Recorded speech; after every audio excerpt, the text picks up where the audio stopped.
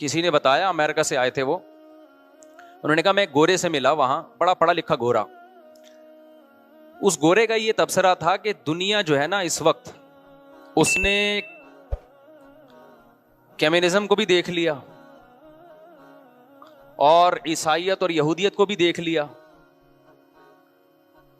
اب دنیا کے پاس اسلام کے علاوہ اس بربادی سے جس میں پوری دنیا پڑ چکی ہے, اسلام کے علاوہ کوئی آپشن نہیں ہے.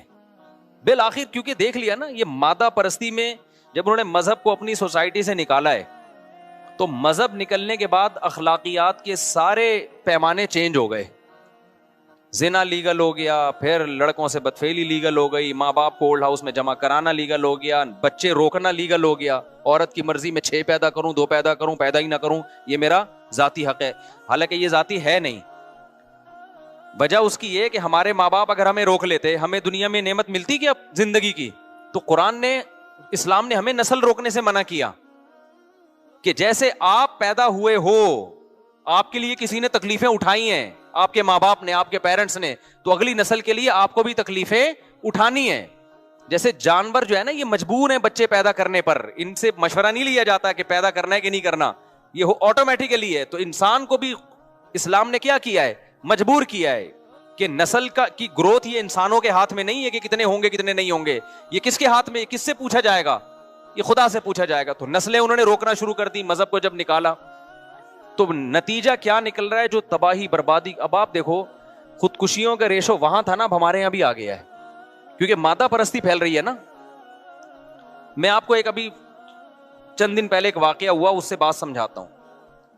اللہ تعالیٰ مغفرت فرمائے جس نے خودکشی کی. ہمارے ایک دوست, ان کا بیٹا بے روزگار تھا, تو بے روزگاری میں اس نے خودکشی کر لی. 23-24 سال کا لڑکا تھا وہ.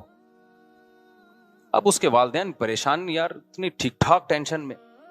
تو والد صاحب میرے پاس آئے, میری بھی چونکہ ان کے والد سے بہت اچھی گپ شپ ہے, دوستی ہے, تو میں ان کی پریشانی سمجھ سکتا تھا کہ 23-24 سال کا لڑکا اگر خودکشی کرتا ہے تو ماں باپ پہ کیا گزرے گی. میں نے ان کو بلا کے پوچھا, یہ میں آپ کو واقعہ برائے واقعہ نہیں سنا رہا, اس میں بہت سارے سبق ہیں, آپ کو اسلام کی طرف آنا پڑے گا چاہو یا نہ چاہو. ٹینشن سے بچنے کے لیے آپ کے پاس اسلام کے علاوہ کوئی آپشن بولو نہیں ہے. اور یہ یوٹیوبرز کو سننا چھوڑ دو, موٹیویشنل اسپیکرز کو, خدا کی قسم ان کے پاس آپ لوگوں کے مسائل کا حل نہیں ہے. آپ کے مسائل کا حل صرف اسلام کے پاس ہے. اس کے علاوہ جو بولتا ہے میرے پاس مسائل کا حل ہے, جھوٹ بول رہا ہے. وہ حل ہوتا تو یہ دنیا سے خودکشیاں کو روک لینا, یہ کیوں نہیں روک پا رہے. ادھر صحابہ کے دور میں بے روزگاری کا یہ عالم کہ اپنے بچوں کو قتل کر رہے ہیں کہ کھلائیں گے کہاں سے, اور قرآن کہہ رہا ہے پیدا کرو میں کھلاؤں گا, تو پیدا کرنا شروع کر دیا, جبکہ کھانے کو اس وقت بھی کچھ نہیں ہے. نہیں آئی بات میرا خیال ہے. گراؤنڈ ریئلٹی کیا کہہ رہی ہے, مجھے ایک بات بتاؤ. پہلے میں یہ خودکشی کا واقعہ سنا دوں, پھر آپ کو بتاؤں گا کہ صحابہ کیونکہ اسلام کو جب سے فالو کرنا شروع کیا تو ان کی سوچ کیسی بدلی, اور آج مادہ پرستی جو ہماری سوسائٹی میں آ رہی ہے تو سب کچھ ہوتے ہوئے کیسے تباہ ہو رہے ہیں. سمجھ میں نہیں آ رہی میرا خیال ہے بات. تو کیا ہوا ان بیچاروں کے, وہ جو بیٹا تھا وہ 23-24 سال کا لڑکا, ابھی یہ 1.5-2 ہفتے پرانی بات ہے, میں نے شاید رمضان میں دعا بھی کروائی تھی آخری عشرے میں ان کے والدین کے لیے. بے روزگاری نا, تو وہ والد مجھ سے ملنے کے لیے آیا. میرے دوست میں جانتا ہوں, وہ ٹھیک ٹھاک مالدار آدمی ہے ماشاءاللہ ان کے والد. بیٹا چونکہ بے روزگار ہے لہذا بے روزگاری سے تنگ آ کے خودکشی کر لی. 23-24 سال کا لڑکا. اب آپ مجھے ایک بات بتاؤ, کیا بے روزگاری میں اس کو کھانے کو نہیں مل رہا؟ انہوں نے بتایا کہ صبح سحری کر کے وہ لیٹا ہے اور زہر پی کے, یا کس طریقے سے, اب میں وہ نہیں بتاؤں گا, یا ایسا نہ کوئی جا کے کہ اچھا یار اس طرح بھی ہوتا ہے. اب لوگ باتیں کر رہے ہیں, ہائے بے روزگاری اتنی بڑھ گئی ہے, ہائے خودکشیاں ہو رہی ہیں, ہائے یہ ہو رہا ہے. ابے بھائی بے روزگاری بڑھ گئی ہے, تو سحری کھا کے گیا ہے نا, اس کا مطلب کھانے کو مل رہا ہے, شام کو افطاری بھی کی ہے, روزے بھی چل رہے ہیں. تو یہ جو روزے چل رہے ہیں یہ رسمی ہیں, یہ اس کا مطلب دین اندر داخل نہیں ہوا ہے.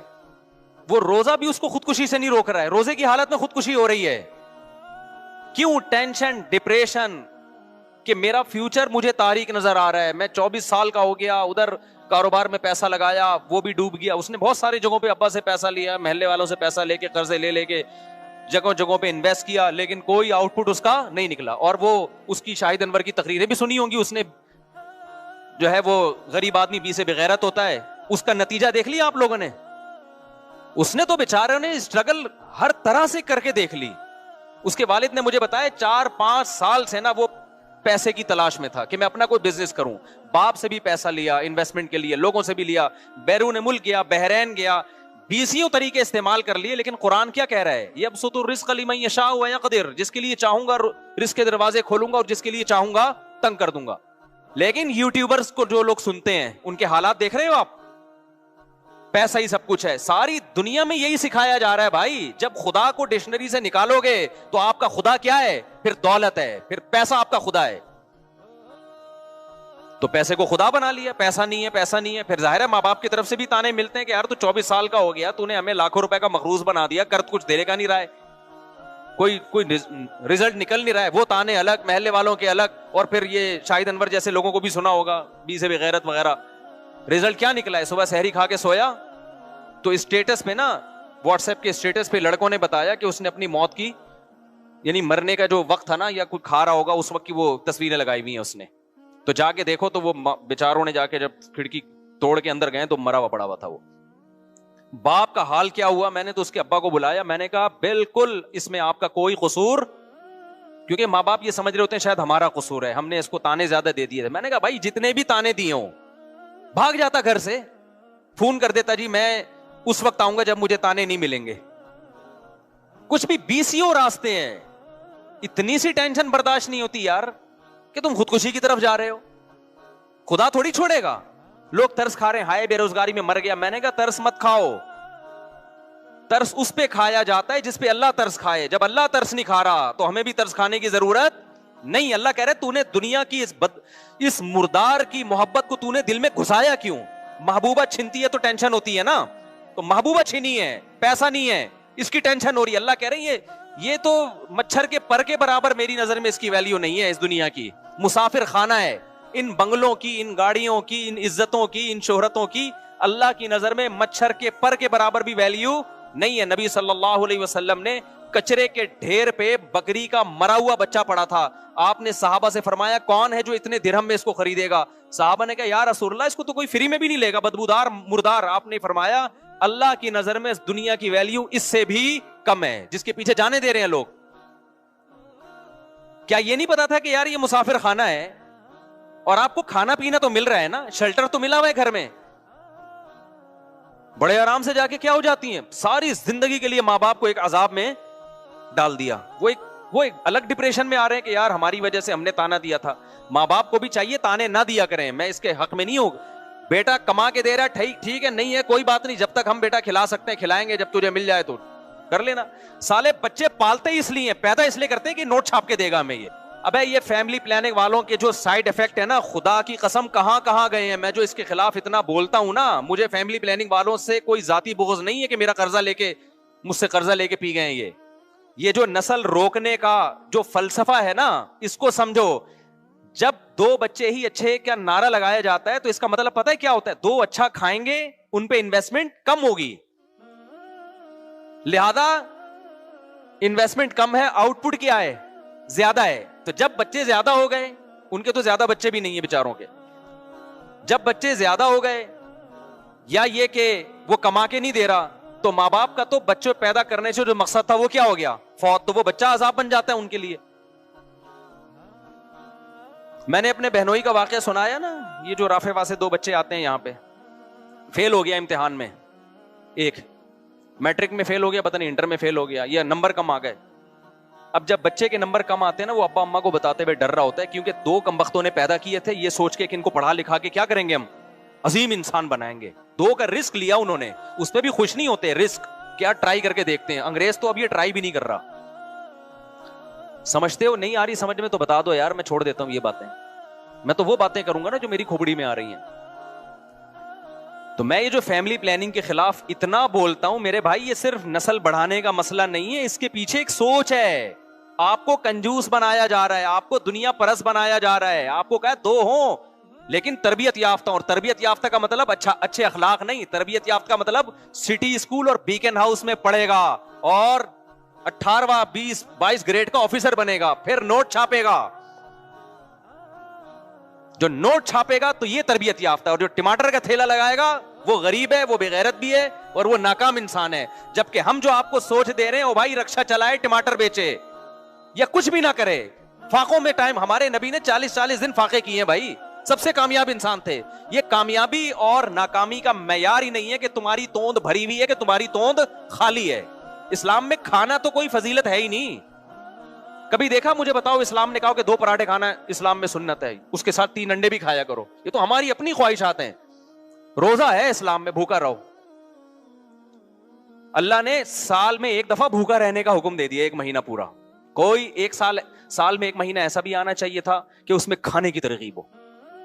इस्लामी इबादतों में ना सिर्फ 3 दिन ऐसे हैं जिसमें खाने की तरगीब है, और वो भी अल्लाह की मर्जी का खाओगे, अपनी मर्जी का नहीं। वो है बकरीद, अय्याम अकलिन व शुर्बिन, हदीस में आता है खाने पीने के अय्याम है। लेकिन उसमें भी आपको पराठे फोड़ने का नहीं है, या आप लड्डू खाना शुरू कर दें, उसमें भी गोश्त खाने का हुक्म है, जिससे आपका फैट नहीं बढ़ता, मोटे नहीं होते आप। तो ये जो सोच है ना, ये फैमिली प्लानिंग वालों ने दी है, ये बड़ी डेंजरस सोच है कि आप अल्लाह पे तवक्कुल करना छोड़ दो और नस्ल रोकना शुरू कर दो, इसलिए कि हमने अपने बच्चों को सिटी स्कूल और बीकन हाउस में पढ़ाना है, और फिर पढ़ा के क्या करना है। अगर किसी को पता चल जाए मेरा बच्चा बीकन हाउस में पढ़ेगा और टमाटर बेचेगा, तो खुदा की कसम वो नहीं पढ़ाएगा उसको। उसका मकसद एजुकेशन नहीं है, उसका मकसद उसको कमाऊ पूत बनाना है, कमाने वाला बनाना है। इस सोच से जब बच्चे पैदा करोगे मेरे भाई, तो खुदकुशियां भी होंगी। बच्चा नहीं करेगा तो बाप करेगा खुदकुशी। ये कमबख्त 2 मैंने पैदा किए थे इस सोच से कि बहुत ऊंचे निकलेंगे, ये निकले क्या। तो मैं अपने भांजे का वाकया सुना रहा था, इम्तिहान में फेल हो गया बच्चा। आज बच्चा इम्तिहान में फेल हो, बाप को बताते हुए डरता है कि मेरा बनेगा क्या, डर रहा होता है कि मेरा बनेगा क्या। तो वो उसने आगे बताया अब्बा को, चूंकि अब्बा का हजरत मुफ्ती रशीद अहमद साहब से ताल्लुक रहा है, घर में दीन का माहौल है, तो अब्बा को आगे बताया कि भाई फेल हो गया। उसने कहा कोई बात नहीं यार, आखिरत के इम्तिहान में फेल नहीं होना चाहिए, दुनिया में फेल पास क्या होता है, चलता है, कोई टेंशन नहीं, जितनी होनी चाहिए उतनी भी नहीं। खुशी जिंदगी गुजर रही है यार, बच्चे भी खेल कूद के बड़े हो गए, और फिर उसी फेल होने वाले की शादी भी कर दी। ये तुम्हारे लिबरल लोगों में दम है, ये तो दौलत के पीछे भूखे हो गए हैं भाई। ये उसी में शादी कर दी कि बहू मेरे खर्चे पे, वो फेल होने वाले की। तुम्हारा साला 6-6, 8-8, 10-10 लाख रुपए कमा रहा है, फिर भी शादी नहीं करते कि इस बेगैरत की आमदन में कहीं बहू शरीक ना हो जाए, वो बहू खा जाएगी हमारे हिस्से का। मुझे गुस्सा आ रहा है, मैं तो सारा देखता रहता हूं ना लोगों को। तो तुम मेरे भाई इस्लाम को सही तरह से कबूल कर लो, वो वाला नहीं कि ज़ाहिरी रसूमात बस इस्लाम की हो, अंदर ना दाखिल हो। अंदर जब तक इस्लाम नहीं जाएगा ना, तो उस वक्त तक आपको सुकून नहीं मिलेगा, डिप्रेशन में मरोगे। जापान में सबसे ज्यादा खुदकुशियां होती हैं, वो अपने आप से खुदकुशियां नहीं अपने आप को खुदकुशियां से नहीं रोक सके, अपने आप को डिप्रेशन से नहीं रोक सके, तो तुम्हें ये डिप्रेशन से कैसे रोकेंगे। नहीं आ रही मेरा हाल है बात समझ में। इससे तो वो गवर्नमेंट का पढ़ा हुआ बच्चा अच्छा है, जो खिड़कियों से भाग भाग के पढ़ा होता है। वो गवर्नमेंट स्कूलों के बच्चों को देखो, उनमें आपको डिप्रेशन भी कम नजर आएगी। जाते हैं तो बाज़ दफा तो स्कूल ही नहीं होता। गवर्नमेंट के स्कूलों का हाल बता रहा हूं, बच्चा गया स्कूल ही नहीं है ना, नक्शे पे स्कूल है, हकीकत में अब तक स्कूल बना ही नहीं। बात दफा स्कूल बना होता है, दरवाजे नहीं होते, उसको पता ही नहीं होता किधर से दाखिल होना है मैंने। गवर्नमेंट स्कूलों का तो यही हाल है, खिड़कियां टूटी हुई हैं, दरवाजे टूटे हुए हैं, टीचर आ रहा है नहीं आ रहा, बच्चे को अपना मुस्तकबिल तारीक नजर आ रहा है, मगर वो नोट छापने की मशीन बन जाता है फ्यूचर में। और डिप्रेशन तो होती नहीं उसको, क्योंकि उसको तो कोई है ही नहीं। आप लोगों ने प्लानिंग बनाई हुई है, मैंने इतनी दौलत कमानी है, मैंने इतना पैसा कमाना है, मैंने इतनी इज्जत चाहनी है, मेरा ये हदफ है, मैंने यहां तक पहुंचना है, स्ट्रगल और मेहनत। उसके बाद जब रिजल्ट जिन लोगों का जो पूरे हो जाते हैं ना उसमें, वो तो हमें नजर आ रहे होते हैं, फिर मोटिवेशनल स्पीकर्स उनको ला रहे होते हैं, देखिए स्ट्रगल का नतीजा देखिए आप। ये असल में सब गोरा कहता है कि मेहनत करो मेहनत, इन्होंने मेहनत की आज कहां तक पहुंचे हुए। अबे तू उन 100 आदमियों को भी लेकर आ, उस खुदकुशी करने वाले नौजवान की तरह, जिन्होंने दिन रात मेहनत की और ईमानदारी से मेहनत की, मगर रिजल्ट क्या निकला, 0।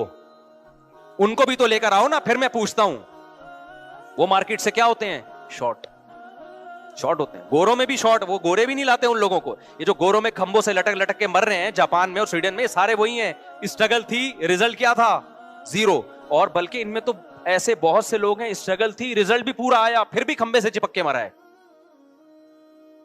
یہ میں کھمبا کی مثال کراچی کے حساب سے دے رہا ہوں, وہاں کھمبے سے چپک کے نہیں مرتے, وہاں تو ہے نا وہ تو اوپر سے چھلانگ لگائے گا. میں نے تو ایسی جگہ دیکھی ہیں, اب ولاگ میں یہ جگہ ہم دکھا نہیں سکتے, ویزے بند ہو جائیں گے, ٹھیک ہے نا.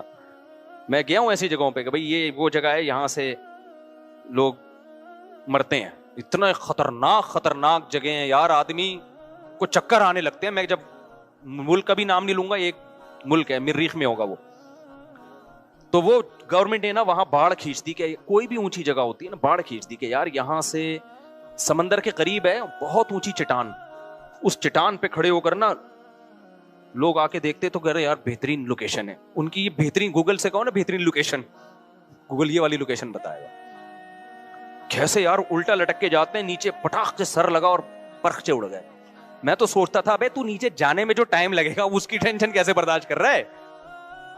یعنی خودکشی کرنے والا تو یہ سوچتا ہے نا کہ یار ٹھاس سے مر کے ختم ہو جاؤں گا. ابے تو یہ جو نیچے جائے گا جب تو یہ بھی تو اچھا خاصا فاصلہ ہے. پھر گورنمنٹ نے باڑ لگائی, لوگ اس باڑ کو کراس کر کے آ رہے ہیں, پھر باڑ اور اونچی کر دی. عجیب حساب ہے یار. اور کمال کی بات ہے یار, جس ملک میں جتنی کم ٹینشن ہے خودکشیاں اس میں اتنی ہی زیادہ. پھر میں بتاؤں, نام نہیں لے سکتا میں, جس ملک میں جس کے آپ خواب دیکھتے ہو نا یار, ہمیں وہ جگہ چاہیے. اور یاد رکھو کل تم نے بوڑھا ہونا ہے کہ نہیں ہونا, مجھے بتاؤ. گورے کی جوانی کی عیاشی, جو عیاش ہے بھی نا ان کے بڈھوں کو دیکھا کرو جا کے.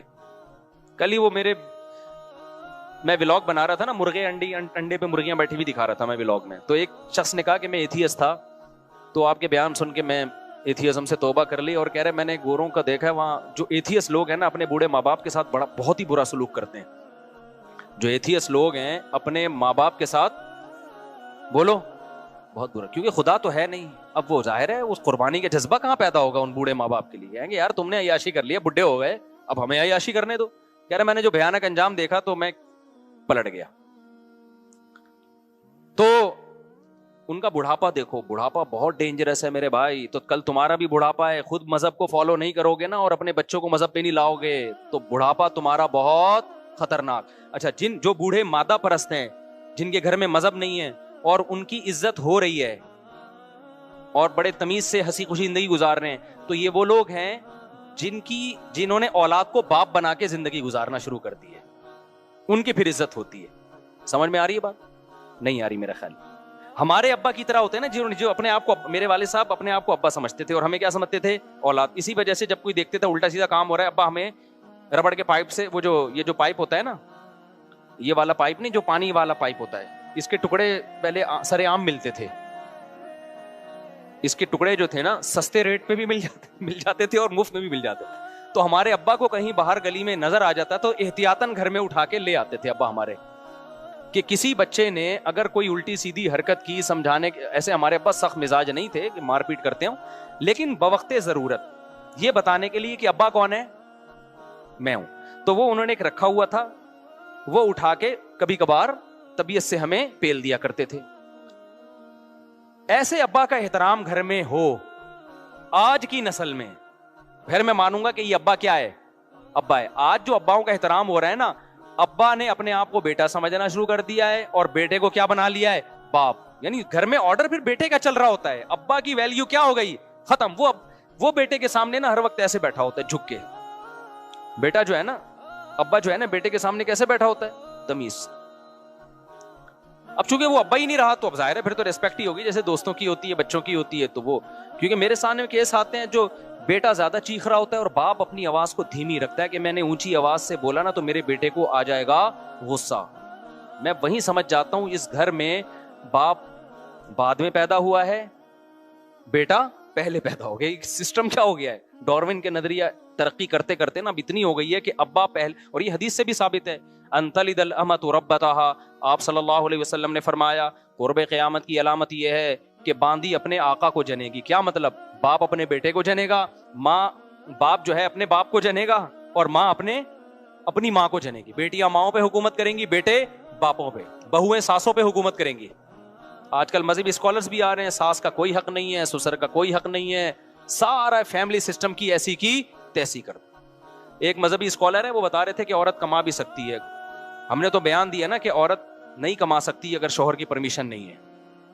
کیونکہ اس کا نان نفقہ جو شوہر کے ذمے ہے وہ اسی لیے ہے کہ بھائی تم گھرداری کرو گی, بچے پیدا بھی کرو گی, ان کو پالو گی بھی, اور گھر کے سارے کام تم سنبھالو گی, اور باہر کے سارے کام کون سنبھالے گا؟ میں. یہ اسلام کی تقسیم ہے. وہ ایک بڑے لبرل قسم کے اسکالر ہیں, انہوں نے بیان دیا کہ نہیں جی, عورت اگر جاب کرنا چاہے تو مرد اس کو نہیں روک سکتا. جب یہ پھینکو ہوتے ہیں نا, شریعت تو ہوتی نہیں, تو ان کو نہیں پتا ہوتا میری بات کا کہ ضمنی نقصانات کیا ہوں گے, اور کوئی پڑھا لکھا بھی بعض دفعہ بیان سن رہا ہوتا ہے, وہ اعتراض. اچھا, انہی اسکالر سے پوچھا گیا عورت کا نان نفقہ کس کے ذمے ہے, تو انہوں نے کہا شوہر کے ذمے. کسی نے کہا حضرت میں نے آپ کا پہلے نیچے کمنٹس میں لکھا ہوا تھا کہ ایک طرف شوہر کے ذمے بھی نان نفقہ ہے اور وہ خود بھی کمائے گی, تو یہ کرے گی کیا بیٹھ کے؟ شوہر کے کس کام کی ہے پھر یہ؟ یعنی جب شوہر پہ ذمہ داریاں ڈالی جا رہی ہیں تو اس کے بدلے میں اس کو بھی تو کچھ بینیفٹس ملے نا میاں کو. اس کو کچھ بھی نہیں, وہ جب گھر پہ آئے گا تو بیگم گئی ہوئی ہیں آفس. وہ نسل اس لیے نہیں بڑھا رہی کہ بھئی میرے اصل میں ایکچولی آفس میں کام اتنا زیادہ ہے, میں بچے نہیں پال سکتی نا, میری کلینک ہے, ایکچولی میں نے پیشنٹس کا علاج کرنا ہے, میرا آپریشن ہے وہاں ایک سیریس, وہ وغیرہ وغیرہ 20 قسم کے مسائل ہو سکتے ہیں. جیسے وہ ایک اسکالر نے فتویٰ دے دیا کہ جی آپ جو ہے نا کورونا کے دنوں میں امامت کر سکتے ہیں آپ ویڈیو کال کے ذریعے بھی. امامت ایک بڑے یعنی مذہبی علماء تو کہہ رہے تھے نا کہ اتحاد مجلس ضروری ہے, ایک ہی مکان ہو جہاں امام اور مقتدی ہوں. انہوں نے کہا نہیں جی, سائنسی ترقی کا دور ہے, آپ امامت کریں اور ویڈیو آن کر دیں تو لوگ گھروں میں جو ہے نا اس ویڈیو کو دیکھ کے کیا کریں گے, امامت کریں گے. تو وہ تو انہوں نے پھینک دی لمبی. لوگ کہہ رہے ہیں یہ ہیں پڑھے لکھے مولوی, اور یہ جو دقیانوس قسم کے مولوی, خلافت عثمانیہ کو برباد کرنے والے بھی یہ دقیانوس مولوی اور وغیرہ وغیرہ نا, یہ سائنس اور ٹیکنالوجی کے ساتھ نہیں چل سکتے, یہ بس چاہتے ہیں اپنی دکانیں. ایسے لوگوں کی کمنٹس. تو کسی پڑھے لکھے نے اس پہ کلپ بنایا, اس نے کہا یار ایک آدمی اسلام آباد میں ہے امام, وہ وہاں نیت مانتا ہے امامت کی, اور لائیو ویڈیو چل رہی ہے, کراچی والے بھی دیکھ رہے ہیں, وہ یہاں نیت باندھ لیتے ہیں.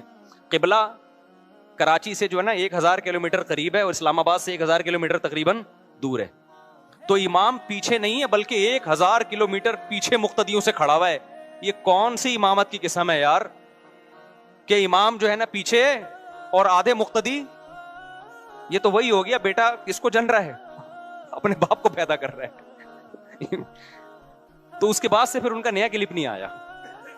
میرا خیال ہے ان تک وہ پہنچ گیا, انہوں نے سوچا ہوگا یار میں نے اس دفعہ بہت اتنی کر دی ہے کہ یہ افورڈ کرنا میرے لیے بہت مشکل ہے.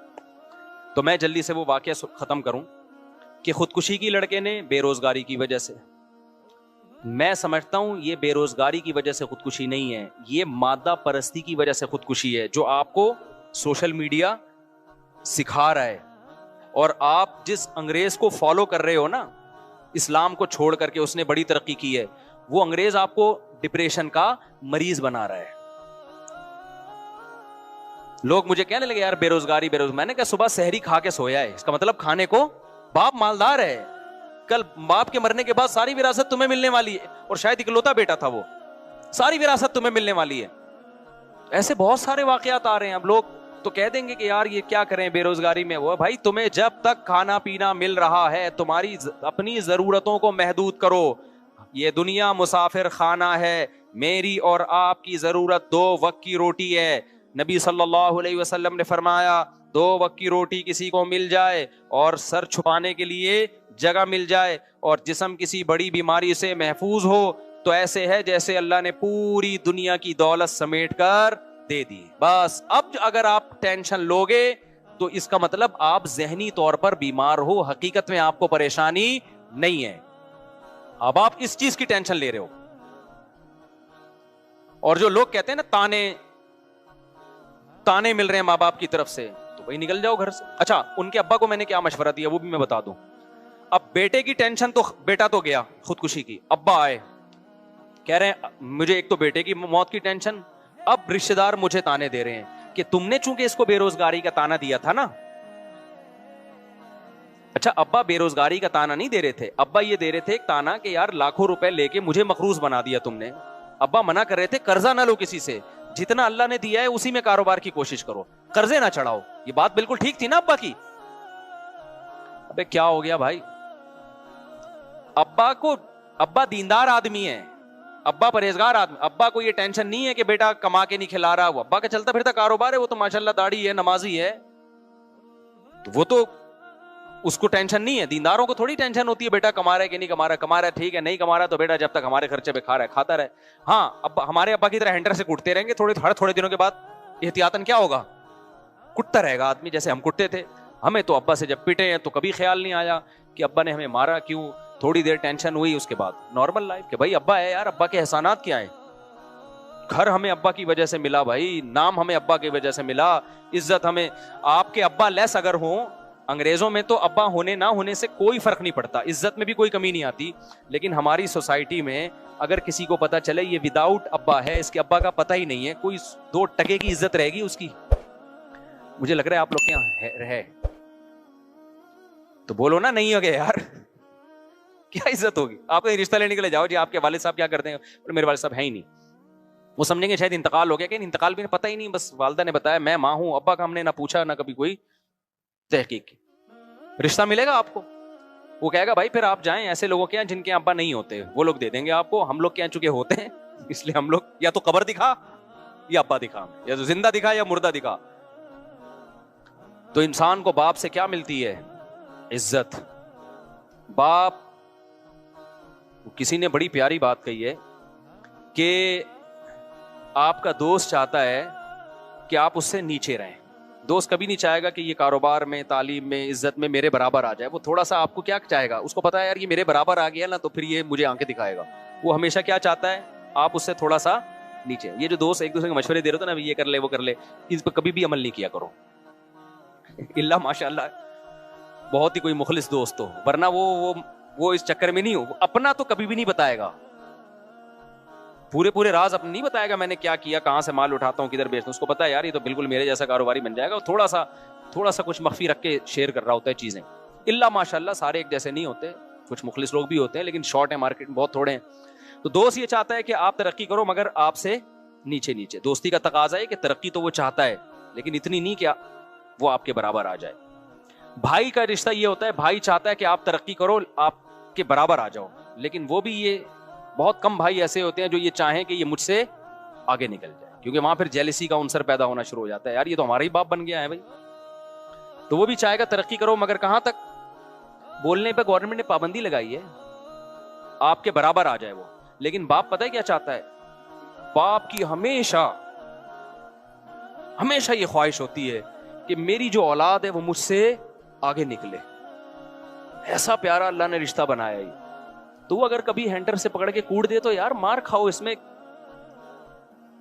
یہ تو فضیلت کی چیز ہے. آنا شروع کر دیں گھر جا کے اپنی اولادوں کو بلا وجہ.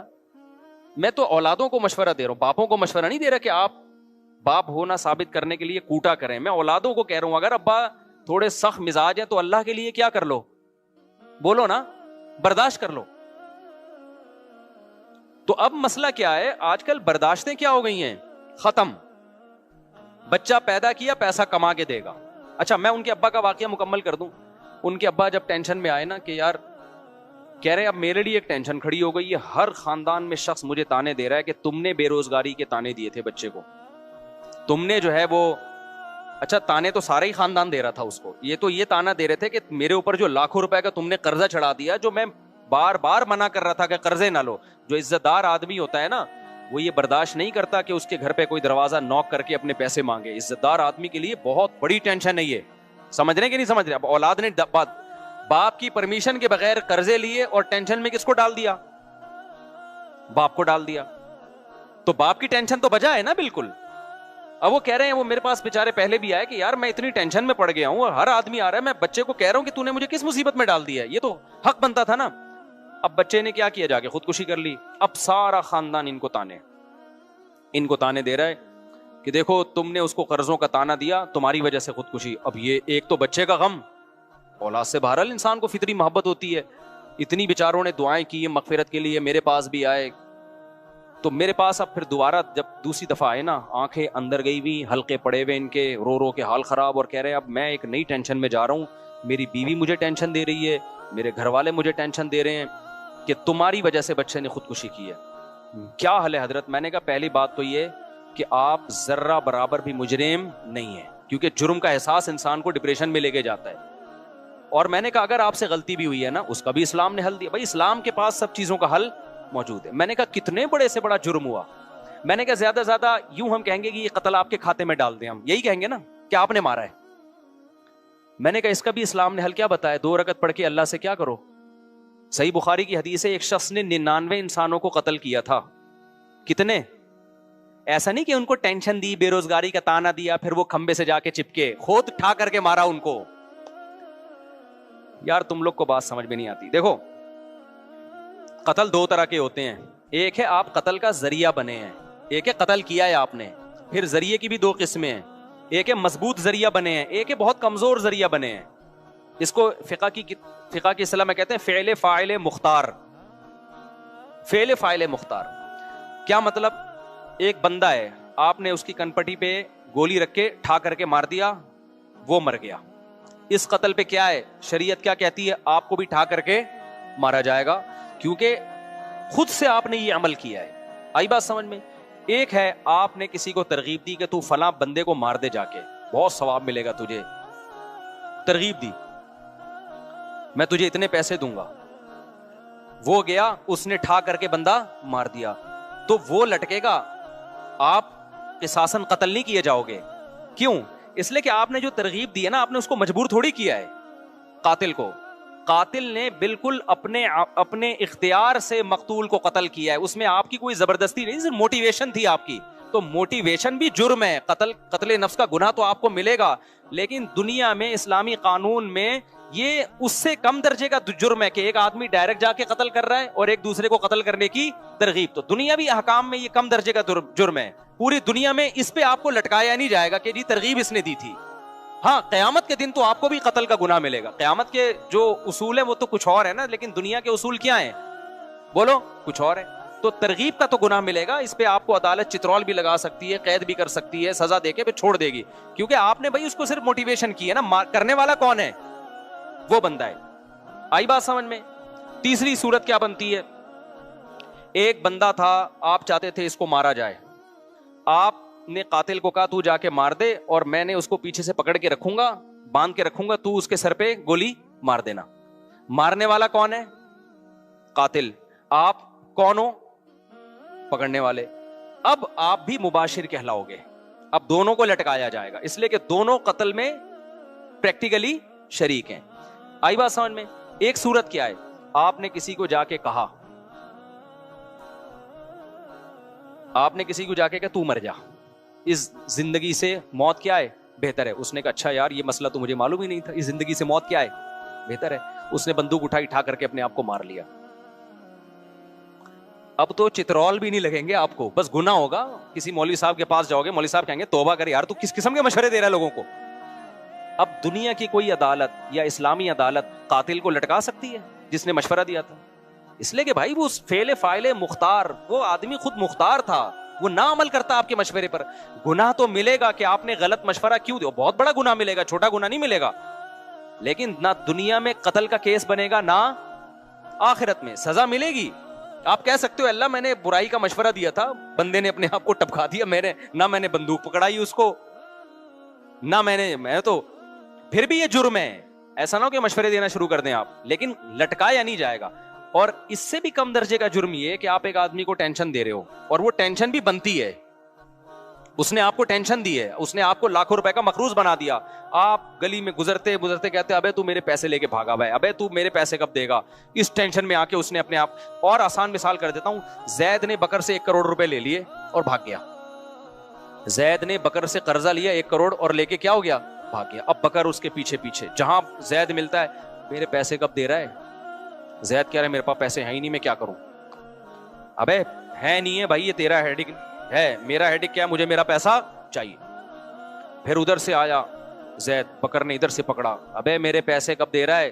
زید نے کہا یار میں غریب آدمی کہاں سے دوں پیسے. ابے بھائی یہ میرا ہیڈک نہیں ہے، قرضہ لینے سے پہلے سوچنا چاہیے تھا نا. فقہا بھی بیان کرتے ہیں کہ جو قرضہ لے کے گیا اور وہ واقعی سچی مچی کا غریب ہو گیا تو عدالت اس کو قید میں تو نہیں ڈالے گی. امام حنیفہ کا یہ موقف ہے. عدالت کیا کرے گی؟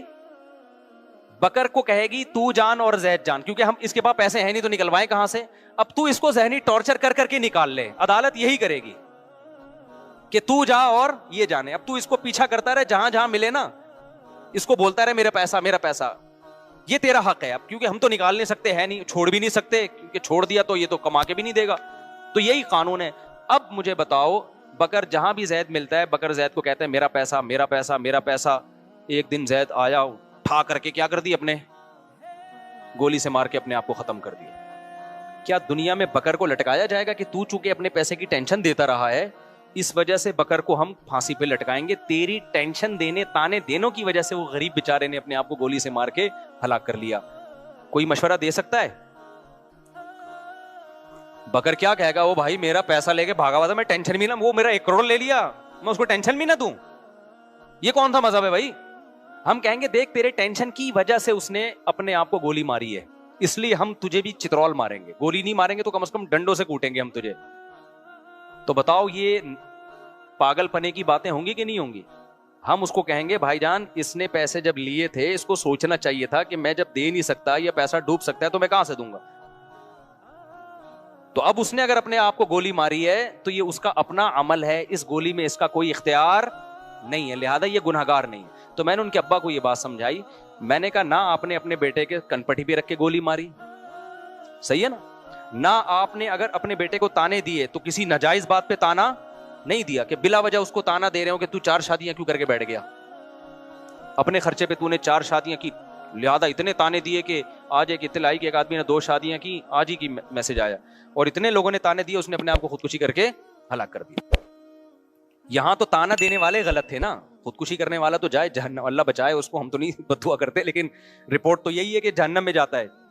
دنیا میں بھی جہنم 2 بیویاں, اور آخرت میں بھی کیا ہے, آخرت بھی جہنم. یار یہ تو قابل ترس آدمی معلوم ہوتا ہے. تو لیکن ایسے موقع پہ تانے دینے والوں نے غلط کیا نا, تو وہاں تو تانا دینے والوں کی برائی کی جائے گی. یار ایک جائز کام پہ تم کیوں تانا دے رہے ہو؟ تو میں نے ان کے ابا کو کہا کہ میں نے کہا دیکھو آپ نے ایک تو ناجائز بات پہ تانا دیا, ناجائز بات پہ تانا نہیں دیا. اس نے آپ کی پرمیشن کے بغیر کروڑوں روپے کا قرضہ اپنے اوپر چڑھا کے آپ کو بھی ٹینشن, کیونکہ قرضے والے نہیں دیکھتے کہ بیٹے نے لیا کہ باپ نے, وہ تو باپ کو بھی پکڑتے ہیں جا کے, اور عزت دار آدمی کے لیے بڑی ٹینشن ہوتی ہے. میں نے کہا پھر بھی اگر آپ سمجھتے ہو کہ آپ سے اس میں زیادتی ہوئی, گناہ ہوا, تو ہر گناہ کا حل کیا ہے؟ بولو نا, توبہ ہے. حدیث میں آتا ہے ایک شخص نے 100 انسانوں کو قتل کیا تو عالم کے پاس آیا, عالم نے کہا کہ من یحول بینہ و بین التوبہ, اس نے کہا کیا میری توبہ قبول ہوگی؟ عالم نے کہا کیوں نہیں قبول ہوگی. اس نے توبہ کی اور اللہ نے اس کو جنت میں بھیج دیا. میں نے کہا یہ وہ 100 وہ تھے جن کو اس شخص نے بلا وجہ قتل کیا ہے صرف پیسوں کی لالچ میں. جب اس کی توبہ قبول ہو رہی ہے یار, تو تم نے تو اپنے بیٹے کو بندوق سے مارا بھی نہیں ہے, پہلی بات. نہ کسی کو کہا کہ جا کے بیٹے کو مارو, یہ اور کم درجے کا جرم. نہ کوئی ایسا کام کیا کہ بچے کو بندوق لا کے پکڑائی ہو کہ تو اپنے آپ کو مار دے, یہ بھی نہیں کیا. پھر ناجائز بات پہ تانا بھی نہیں دیا, جائز بات پہ تانا نہیں دیا کہ اس نے کوئی جائز کام کیا ہو یا اچھا کام کیا ہو, 4 شادیاں کر کے بیٹھا اور آپ نے تانے دے دے کے مار دیا اس کو, ایسا بھی نہیں کیا. ایسے کام پہ تانا دیا جس پہ تانا بنتا بھی ہے, آپ کو مصیبت میں ڈالا اس نے. پھر بھی اگر آپ سمجھتے ہو کہ جرم ہوا ہے, تو میرے بھائی 100 انسانوں کو اپنے ہاتھ سے قتل کرنے والے کی توبہ جب 2 رکعت پڑھ کے قبول ہو سکتی ہے تو آپ کی کیوں نہیں ہو سکتی؟ تو میں نے کہا 2 رکعت پڑھ کے اللہ سے ایک دفعہ گڑ گڑا کے معافی مانگ لو, اے اللہ اگر اس میں مجھ سے زیادتی ہوئی ہے تو مجھے معاف کر دے, اور اس کی اور کوئی کفارہ نہیں ہے. اس کا قتل کا تو کفارہ ہے نا, قصاصاً اپنے آپ کو پیش کرو, اس کا کوئی کفارہ نہیں ہے. تو میں نے کہا پھر یہ تسلی رکھ لو کہ اب آپ کا جرم کیا ہو گیا ہے, معاف. بھائی سمجھ رہے ہو کہ نہیں سمجھ رہے؟ یہ اسلام کی گائیڈنس ہے جو گورے کے پاس نہیں ہے, مادہ پرستوں کے پاس نہیں ہے. میں نے کہا اس 2 رکعت پڑھ کے آپ ایک دفعہ تسلی سے توبہ کر لو گے نا, اس کے بعد بھی اگر آپ ڈپریشن میں جاتے ہو کہ یار پتہ نہیں میں نے جرم تو نہیں کیا, اس کا مطلب اب آپ مجرم ہو. اب آپ کیا کر رہے ہو؟ مجرم ہو. خوب سمجھو اس بات کو. علماء کہتے ہیں انسان سے کوئی گناہ ہو جائے, گڑ گڑا کے ایک دفعہ توبہ کر لے, پھر بھی اگر وہ اس گناہ کی ٹینشن لیتا ہے نا, اس کا مطلب اس میں تکبر ہے. یہ اپنے گناہ کو اللہ کی رحمت سے بڑا سمجھتا ہے, یہ سمجھتا ہے اللہ معافی نہیں کر سکتا, یہ جرم ہے. پھر معافی مانگو ایک دفعہ گڑ گڑا کے, اس کے بعد اس جرم کو ہمیشہ کے لیے بھول جاؤ, اور یہ تسلی رکھ لو کہ گناہ پہ سزا دینے والا کون ہے؟ اللہ. اور معاف کرنے والا بھی کون ہے؟ اللہ ہے. پھر بھول جاؤ. پھر اس کو بار بار سوچنا نقصان دہ ہے. تم خدا سے آگے نکل رہے ہو. اس کا مطلب مجھے ایک واقعہ یاد آتا ہے نا موسیٰ علیہ السلام کے دور کا. یہ واقعہ پتہ نہیں مستند ہے یا نہیں ہے. ہمارے ٹیچر نے اسکول میں ہمیں یہ واقعہ بتایا تھا. مجھے نہیں پتا یہ مستند واقعہ ہے یا نہیں ہے, لیکن بعض واقعے اتنے مستند نہیں ہوتے, لیکن اس سے جو سبق ملتا ہے وہ شریعت کے بالکل مطابق ہوتا ہے. یعنی شریعت یہی چاہتی ہے. تو کہتے ہیں کہ موسیٰ علیہ السلام کے دور میں نا ایک عورت سے زنا ہو گیا. اس نے آ کے موسیٰ علیہ السلام سے پوچھا کہ مجھ سے ایک بہت بڑا جرم ہو گیا ہے, آپ اللہ سے پوچھیں کہ اگر میں توبہ کروں تو کیا وہ جرم معاف ہو جائے گا. موسیٰ علیہ السلام نے اللہ میاں سے جا کے پوچھا. اللہ میاں نے کہہ دیا ہاں بھائی, اس سے کہو کہ اللہ کے سامنے گڑ گڑا کے توبہ کر لے, معاف ہو جائے گا. پھر اس عورت نے کہا کہ اصل میں مسئلہ یہ ہے کہ بہت بڑا جرم ہے, ہلکا نہیں ہے. اتنا بڑا جرم سمجھ میں نہیں آ رہا کہ 2 رکعت پڑھ کے گڑ گڑا کے معافی مانگ کے 1 دفعہ میں معاف ہو جائے گا. یہ کچھ سمجھ سے کیا ہے, بالا تر ہے. آپ ذرا دوبارہ پوچھیں کہ چھوٹا نہیں ہے, بہت بڑا جرم ہے, بہت بڑا جرم.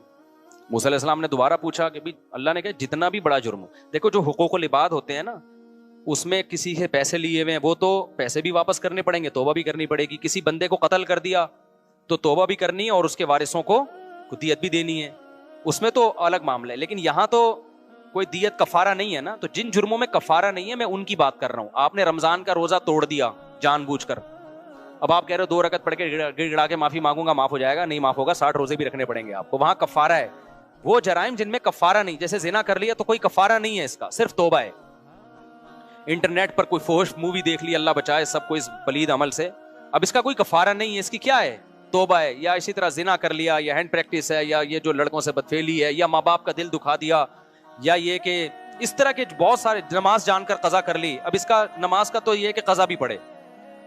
تو میں ان جرموں کی بات کر رہا ہوں جن میں شریعت کی طرف سے کفارہ نہیں ہے. قسم توڑ دی یہ جرم ہے تو توبہ بھی کرنی پڑے گی اور قسم کا کفارہ بھی دینا پڑے گا. لیکن وہ جرائم جن میں کفارہ نہیں ہے, آپ کہہ سکتے ہیں جس نے 100 انسانوں کو قتل کیا تھا اس نے صرف توبہ کی ہے, تو وجہ اس کی یہ تھی کہ اس نے جو صرف توبہ اس لیے توبہ سے قبول ہو گیا کہ وہ غریب آدمی تھا, اس کے پاس ان لوگوں کی دیت دینے کے 100 آدمیوں کو کہاں سے جا کے دیت دیتا وہ. ہمارے پاس بھی بعض دفعہ کوئی قاتل آتا ہے, کہتے ہیں میں نے قتل کیا لیکن میں بہت رویا ہوں اللہ کے سامنے, اب میں کیا کروں. تو میں کہتا ہوں یار جن کا قتل کیا ہے نا ان کی کوئی دیت باندھ دو کسی طرح, ہدیے کے نام پہ نا کچھ اتنے اماؤنٹ بنتا ہے حسب توفیق, ہر مہینے ہدیے کے نام پہ کسی بھی طریقے سے یہ دینا پڑے گا آپ کو. تو اگر نہیں ہے تو پھر ظاہر ہے جب آ جائیں تو پھر دے دینا.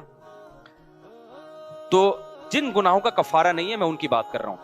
اب کیا ہے کہ وہ موسیٰ علیہ السلام کے پاس گئی, اس نے کہا کہ موسیٰ آپ نے اللہ سے پوچھا گناہ معاف ہو جائے گا. ایکچولی وہ چھوٹا گناہ اس زمانے کا ایکچولی جو بھی بندہ ہو گیا اس عبرانی زبان میں, آپ کہیں گے انگلش تو آتی نہیں تھی نا اس کو. تو موسیٰ علیہ السلام نے پھر اللہ سے پوچھا. اللہ میاں نے کہا جتنا بھی بڑا ہو, میری ظاہر ہے میری رحمت سے بڑا تھوڑی ہے, معاف کر دوں گا اگر آئندہ کے لیے ارادہ کرے کہ نہیں کرے گی وہ یہ گناہ. پھر وہ آئے 3-4 دفعہ جب ہو گیا نا, پھر اس عورت نے کہا بھائی میں نے زنا کیا ہے, اتنا بڑا گناہ کیسے معاف ہو جائے گا. تو موسیٰ علیہ السلام نے اللہ سے جا کے پوچھا, اللہ نے کہا اب نہیں ہوگا اب معاف نہیں ہوگا. اس لیے کہ جو جس کو خود میری رحمت پہ یقین نہیں ہے, موسیٰ کلیم اللہ بار بار بتا رہے ہیں کہ جتنا بڑا جرم بھی ہو اللہ معاف کر دیتا ہے, تو جس کو خود میری معافی پہ اشکال ہو رہا ہے کہ یہ تو نہیں ہونا چاہیے معاف, بھائی یہ تو غلط کر رہا ہے اللہ تعالیٰ. یعنی اس کا مطلب تو یہی ہوا نا کہ اللہ کو ہم سے پوچھ کے قوانین بنانے چاہیے کہ کوئی قابل معافی ہے اور پوری جائیدادیں ہڑپ کر گیا تو یہ تو معاف نہیں ہونا چاہیے, یہ تو سزا ملنی چاہیے. بندہ مار دیا, یہ کر دیا, وہ کر دیا, تو زنا کر لیا, یہ تو نہیں ہونا چاہیے بھائی معاف. تو کہتے ہیں موسیٰ علیہ السلام کو اللہ نے کہا کہ اس سے بولو اب معاف نہیں ہوگا. کیوں بھائی, تجھے ایک دفعہ بتا دیا, تو اللہ سے آگے کیوں نکل رہے ہو. تو خوب سمجھ لو, میں نے ان کے باپ سے یہ کہا کہ اگر آپ سے جرم بھی ہوا ہے نا, آپ نے تانوں میں زیادتی کر لی تھی, تو آپ توبہ کریں اللہ تعالیٰ سے, اور یہ یقین رکھیں کہ توبہ کرنے سے ہر جرم کیا ہو جاتا ہے, معاف. اس کے بعد بھی آپ کو ٹینشن ہو رہی ہے, پتہ نہیں میرا آخرت میں کیا بنے گا, پتہ نہیں میں مجرم ہوں. تو میں نے کہا پھر واقعی آپ مجرم ہو, پھر کیا ہو, پھر یہ ٹینشن آپ کی بنائی ہوئی. ایک دفعہ گڑ گڑا کے توبہ کرو اور اس کو ہمیشہ کے لیے بھول جاؤ, اور تقدیر پر عقیدہ رکھو کہ یہی موت کا وقت تھا, اسی دن مرنا تھا, بس جو ہونا تھا کیا ہو گیا, ہو گیا. دیٹس آل, آگے زندگی گزارو. کہہ رہے ہیں ٹھیک ہے میں یہ کام کر لوں گا, اللہ کی طرف سے تو مجھے تسلی ہو جائے گی, پبلک کا کیا کروں میں, بیگم تو تانے دے گی نا, دے رہی ہے, تو نے میرا گھر میں مسلسل چک چک ہے. میں نے کہا اس کا ایک بہترین حل, بہترین, اسی وقت میرے ذہن میں آیا, میں نے پارسل کر دیا. میں نے کہا بہترین حل, میں نے کہا دیکھو بیگم سے کہو اور اپنے رشتہ داروں سے کہو, دیکھو میں نے بیٹے کو تانے دیے اور آپ کا خیال ہے غلط تانے دیے, نہیں دینے چاہیے تھے, تو لیکن اس تانوں کے نتیجے میں بیٹے نے کیا کیا؟ خودکشی کر لی. میں تانے نہ دیتا تو خودکشی نہ کرتا. اب آپ مجھے تانے دے رہے ہو, صحیح ہے نا؟ تو ایسا ہے کہ میں بھی ٹینشن میں ہوں, جو ٹینشن میں بیٹا تھا, تو اب مجھے ڈبل ٹینشن ہے, ایک تانے کی ٹینشن اور ایک بیٹے کی دنیا سے جانے کی ٹینشن. بیٹے کو ایک ٹینشن تھی خالی تانے کی, یہ ٹینشن نہیں تھی کہ اس کی وجہ سے کوئی دنیا سے چلا گیا. مجھے کتنی ٹینشن ہے, ایک تو بیٹے کے جانے کا غم اور ایک یہ غم کہ آپ مجھے اس کے تانے دے رہے ہو, تو میری خودکشی اس سے زیادہ بنتی ہے, میرا رائٹ ہے. میں نے کہا پہلے عزم کرو, خودکشی کرنی نہیں ہے, ایسا نہ ہو کہ لٹک جائے کل پھر میں ٹینشن میں چلا جاؤں کہ یار میری وجہ سے گیا. میں نے کہا یہ تو سوال ہی پیدا نہیں ہوتا, خودکشی تو ہے ہی نہیں. لیکن ان کو بتانے کے لیے کہ جب دو تانے, اس کو ایک قسم کا تانا ملا, ٹینشن ہوئی تو اس نے خودکشی کی. اب ایک ٹینشن مجھے بیٹے کے جانے کی اور ایک آپ کے کہ تیری وجہ سے گیا ہے. تو ایسا ہے کہ ٹینشن کی وجہ سے بندہ خودکشی کرتا ہے نا, تو ٹینشن کی وجہ سے پھر میرا بھی حق بنتا ہے. تو ایسا ہے کہ کل صبح میں جا رہا ہوں اور گھر والے پوچھیں گے واپس کب آئیں گے, تو بولے اب میں اخبار میں ہو سکتا ہے اب میں کس میں آؤں, اخبار میں آؤں. کراچی میں ایسا ہوتا ہے, بندہ صبح جاتا ہے بائک پہ, آتا کس میں, اخبار میں. اخبار میں آتا ہے کہ ایک صاحب صبح 8 بجے گھر سے نکلے تھے اور اب فلاں جگہ اللہ بچائے ان کی لاش ملی. تو میں نے کہا ان کو آپ کہہ دو کہ جو تمہارے خیال میں نے بیٹے کے ساتھ کیا وہ تم میرے ساتھ کر رہے ہو, تو پھر میرا بھی حق بنتا ہے کہ میں بھی کسی کھمبے سے جا کے چپک جاؤں. میں نے کہا یہ کہو اور صبح گھر سے نکل جاؤ. میں نے کہا بیٹے کے جانے سے تو معاشی لحاظ سے کوئی نقصان نہیں ہوا, بلکہ بیچارہ وہ تو کما ہی نہیں رہا تھا. آپ کے جانے سے پورے گھر کی کیا ہو جائے گی, ایسی کی تیسی, وہ کمانے والا ہی ہے. گھر والے کتنا ظلم کرتے ہیں یار, ایک آدمی کے ٹکڑوں پہ تم پلتے ہو, وہ گیس بجلی کا بل وہ دے رہا ہے, گھر بنا کے اس نے دیا, اس کو سکون تو دو نا تم. وہ 4 دن کے لیے تمہیں گھر سے چھوڑ کے چلا جائے, تم روڈ پہ آ جاؤ گے, تم سارے خودکشیاں کرو گے.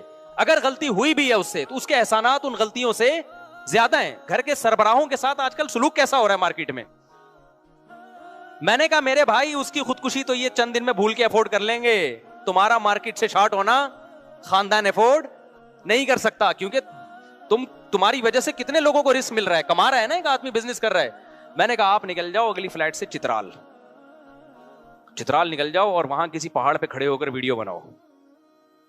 پھر مرنا نہیں, کہیں ایسا نہ ہو, مجھے بار بار اپنے بارے میں ڈرتا کہ یار یہ میرے کھاتے میں نہ آئے. ویڈیو بناؤ کہ بیگم میں نے اپنے بیٹے کو تانے دیے, وہ لٹک گیا, اب مجھے بھی تانے مل رہے ہیں, یہ کھائی اور یہ میں. اس کے بعد فون 1 گھنٹے کے لیے بند کر دو. تو میں نے کہا انشاءاللہ تھوڑی سی بھی غیرت ہوئی. ان کی بیگم تو ماشاءاللہ دیندار ہیں, نیک ہیں, وہ تو وقتی طور پر انسان کو ٹینشن ہوتی ہے تو وہ کرتا ہے, تو حل بھی تو اس کا ہمیں بتانا ہی پڑتا ہے نا. میں نے کہا انشاءاللہ فون آ جائے گا بھائی, 2 وقت سے گھر میں روٹی کا انتظام نہیں ہو رہا, مسائل کھڑے ہو رہے ہیں, ایک تو گیا دوسرا بھی جائے گا, ہم تو بالکل ہی لیس ہی ہو جائیں گے ہر چیز سے. تو کائنڈلی آپ تشریف لے آئیں. اور پھر بیگم کہے گی کسی نے میرے میاں کو تانا دیا نا, اس کی ایسی کی تیسی. تو اللہ کا شکر ہے وہ گئے ہیں, اس کے بعد سے اب تک ان کا کوئی نہ میسج آیا, یا تو اللہ نے کر چترال سے گر چکے ہوں گے یا سکون میں آ گئے ہوں گے.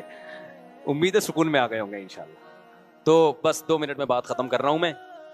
عشاء کے بعد انشاءاللہ تھوڑی دیر مسائل کا 10-15 منٹ سیشن ہوگا, جو بیٹھنا چاہے بیٹھ سکتا ہے, جانا چاہے جا سکتے ہیں. تو میں آپ کو بتا رہا تھا میرے بھائی, ہر مسئلے کا حل کس کے پاس ہے, اسلام کے پاس ہے. ان لوگوں کے پاس, مادہ پرستوں کے پاس مسائل کا حل نہیں ہے, ان کے پاس مسائل بڑھانے کے طریقے بہت ہیں کہ جس سے سوسائٹی میں اور زیادہ مسائل بڑھ جائیں. تو یہ مسائل ختم نہیں ہو رہے. دنیا کو مسافر خانہ سمجھو بھائی, 2 وقت کی روٹی مل گئی ٹھیک ہے, نہیں ملی تو کیا ہے, محبت تھوڑی کرنی ہے, پیسہ کماؤ, اللہ نے تھوڑی منع کیا. صحابہ میں کتنے کروڑ پتی ارب پتی لوگ تھے, پیسہ نہیں ہے تو بھائی ہماری ضرورت کیا ہے یار, قبر میں ہم سب کے پاؤں لٹکے ہوئے ہیں, تھوڑے دن رہ گئے, آگے مرنا ہے, ختم. تو کیا ٹینشن لینی ان چیزوں کی. تو کوئی بے روزگار ہے, کوئی بڑی ٹینشن نہیں ہے. وہ جو ہمارا بہنوئی ہے نا, اور جو ہمارے بھانجوں کے ساتھ اس نے کیا, اس کا واقعہ یاد رکھو. بیٹا فیل ہو گیا, باپ نے کہا کوئی مسئلہ نہیں ہے, آخرت میں فیل نہیں ہونا چاہیے, دنیا میں چلتا ہے یار, کبھی کوئی فیل ہو جاتا ہے, کبھی کیا ہو جاتا ہے, پاس ہو جاتا ہے. چلو لائف کو کیا کرو, انجوائے کرو. اور اس سے جب بچے کو خوشی ملتی ہے نا تو اور پڑھتا ہے وہ. یہ پڑھائی ایسی نہیں ہے جو گن پوائنٹ پہ پڑھائی جا سکتی. ہمارے ابا نے جو ہمیں پیٹا ہے نا, وہ اس پہ کبھی نہیں پیٹا کہ امتحان میں نمبر کم کیوں آ گئے, اللہ کا بڑا. ہمارے ابا ہمیشہ اس پہ کوٹتے تھے, غلط لڑکوں میں تو نہیں بیٹھ رہا, غلط لڑکوں میں, چرسیوں ہیروئن جو ماحول خراب کر دیتا ہے. مجھے یاد ہے, بس ایک پٹنے کا واقعہ سنا کے اپنے بیان کو ختم کرتا ہوں. اب تو ہمیں یہ واقعہ سنانے میں بڑا مزہ آتا ہے. میں ایک دفعہ کیا ہوا, ہمارے ابا جب بھی گھر میں آتے گھر سے غائب ہوتا. میں والدہ سے پوچھتے کہاں گیا, وہ لڑکے وڑکے ہیں ادھر اوباش قسم کے, ان کے ساتھ کھیل رہا ہے.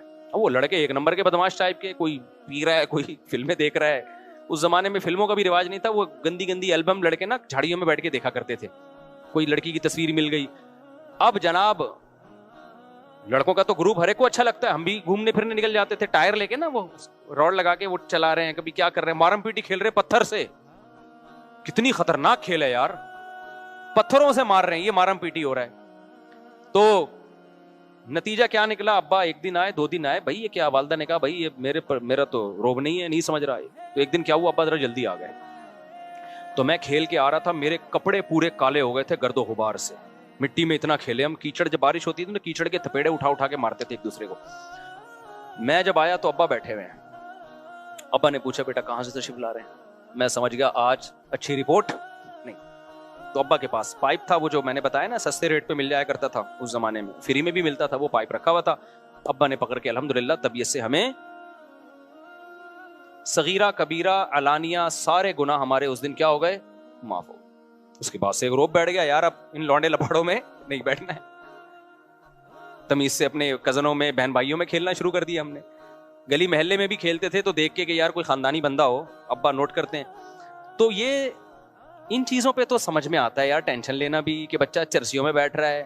بھائی بچے کے نمبر کم آ رہے ہیں, کچھ نہیں ہوتا یار, اللہ نے سب کو سائنسدان بننے کے لیے پیدا نہیں کیا. بچہ کما نہیں پا رہا, کوئی مسئلہ نہیں ہے یار, سارے کمائے, کو غریب بھی تو دنیا میں ہوں گے نا, ورنہ مالدار گالیاں کس کو دے گا؟ اگر سارے غریب دنیا سے ختم ہو جائیں تو مالدار کو تکبر کا بھی تو اللہ جہنم میں ڈالے گا نا. تو سارے غریب ختم ہو جائیں تو مالدار کس پہ تکبر کرے گا؟ اور پھر اللہ مالداروں کو کہاں تانا قیامت میں ان کو آگ میں ڈالے گا کہ تم نے غریبوں کو نیچا کیوں سمجھا. تو غریب بھی ہول سیل کے حساب سے رہیں گے.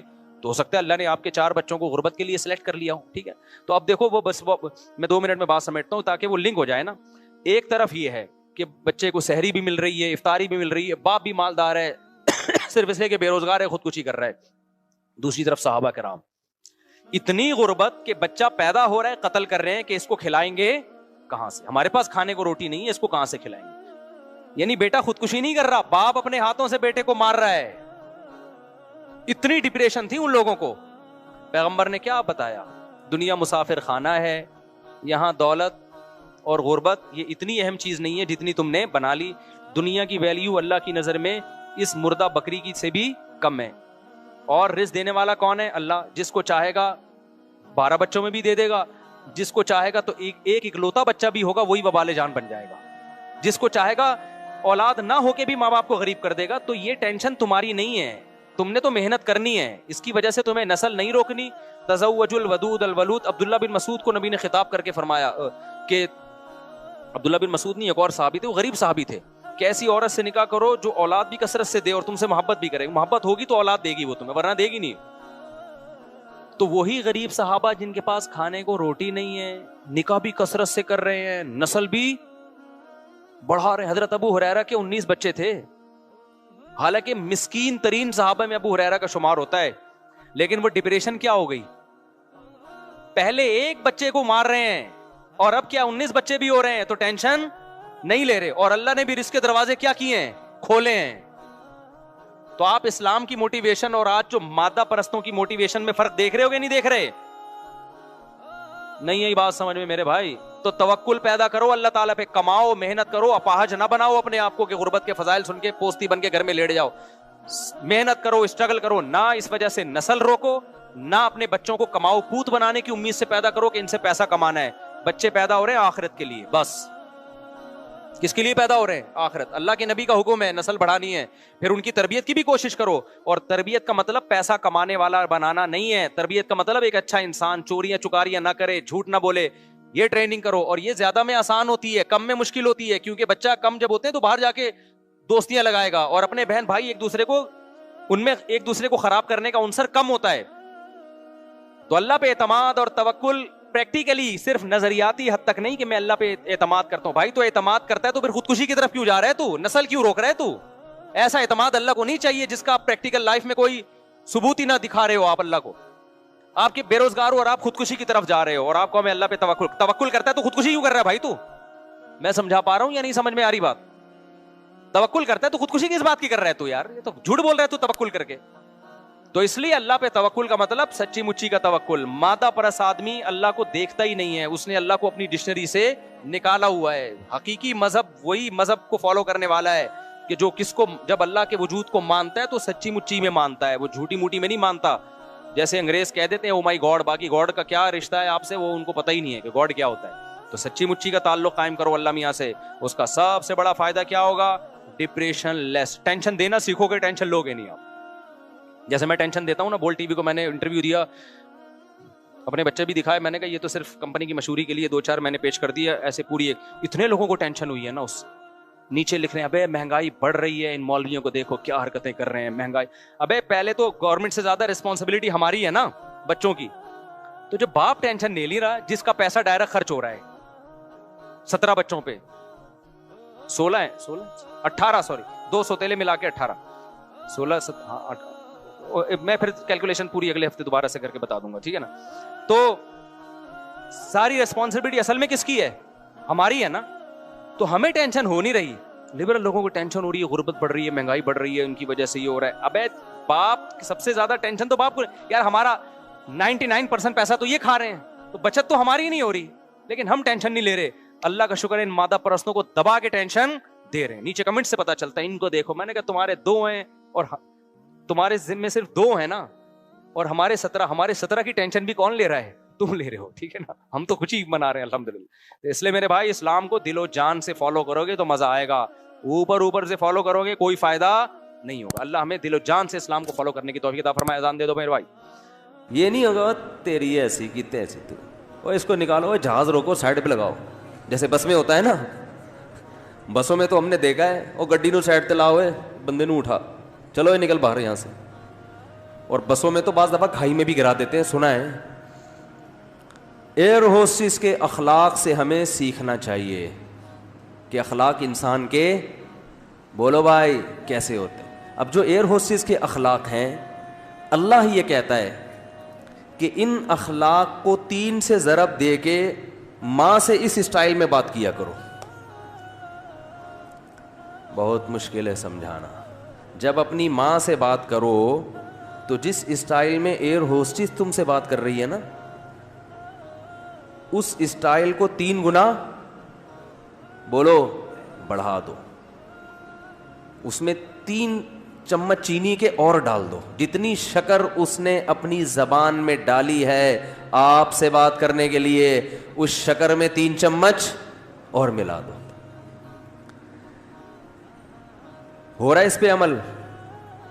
بولو نا بھائی. رسول اللہ صلی اللہ علیہ وسلم سے صحابی نے پوچھا, یا رسول اللہ من احق الناس بحسن خلقی. تو یہاں بھی دیکھو حسن کا لفظ ہے, احسان سے نکلا ہے یہ, بلکہ احسان حسن سے نکلا ہے. تو صحابی یہاں یہ نہیں پوچھ رہے کہ یا رسول اللہ میرے اچھے اخلاق کا سب سے زیادہ مستحق کون ہے, یہ سوال نہیں ہے. یا میں کس سے ٹھیک طریقے سے بات کروں, ٹھیک کا لفظ بھی نہیں ہے, گڈ کا لفظ بھی نہیں ہے. یار ایک مجھے بات بتاؤ, ایک کوئی مفتی صاحب کے پاس آئے, مسئلہ پوچھے, مفتی صاحب میں نے سنا ہے کہ اللہ نے حکم دیا کہ لوگوں سے صحیح بات کیا کرو, بدتمیزی سے پیش نہیں آیا کرو, تو میں ٹھیک طریقے سے بات کس سے کیا کروں, سب سے پہلے کس سے؟ تو ہم بتا دیں گے بھائی سب سے پہلے ماں ہے, پھر باپ ہے, پھر باقی لوگ ہیں, یہی بتائیں گے نا. ہمارا اسٹائل کیا ہوگا؟ یہ ہوگا. لیکن صحابی نے یہ سوال نہیں پوچھا کہ میں ٹھیک طریقے سے کس سے بات کیا کروں, سب سے پہلے اس کا مستحق کون ہے.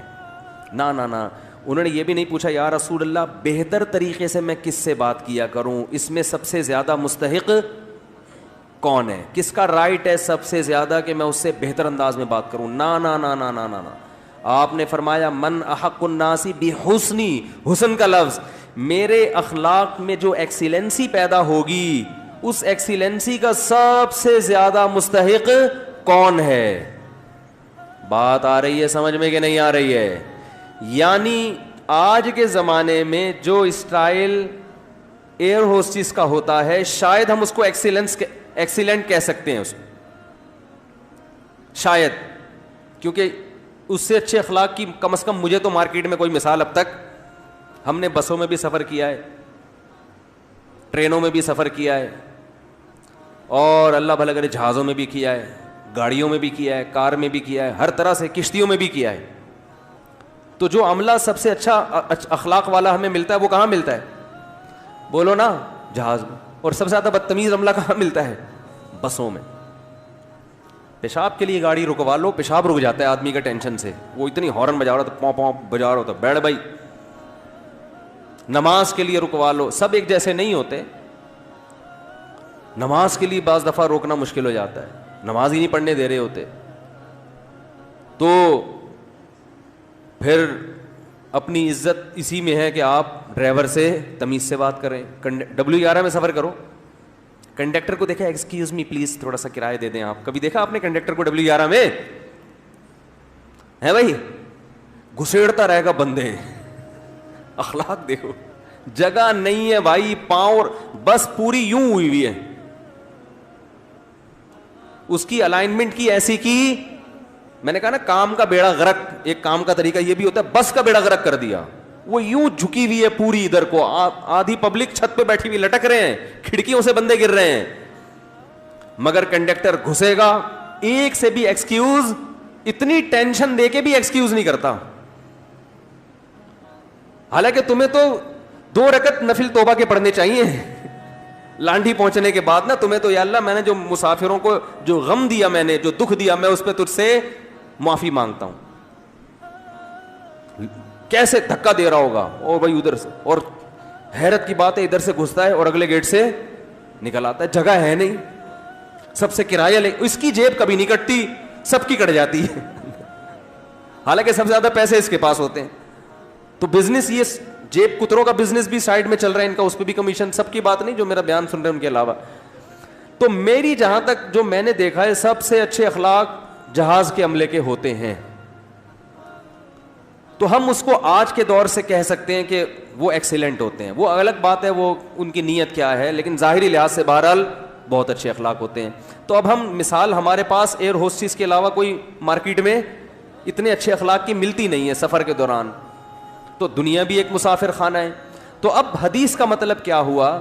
صحابی نے پوچھا, یا رسول اللہ, میں اپنے اخلاق میں جو ایکسیلنسی پیدا کروں تو اس ایکسیلنسی کا سب سے زیادہ مستحق کون ہے؟ یعنی سب سے زیادہ میٹھے انداز سے بات میں کس سے کروں؟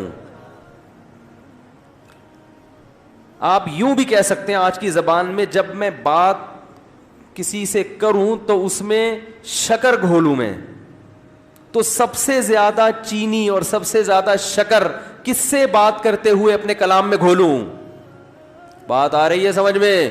آپ صلی اللہ علیہ وسلم نے فرمایا, امک, پوری کائنات میں سب سے میٹھے انداز سے اگر تم نے بات کرنی ہے تو سب سے زیادہ رائٹ یہ کس کا ہے؟ تمہاری, بولو نا, ماں کا.